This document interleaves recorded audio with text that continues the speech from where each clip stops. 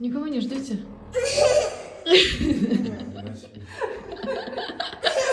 Квартиру на ночь там не сдаете? Переночевать не пустите? Мне кажется. Мне кажется.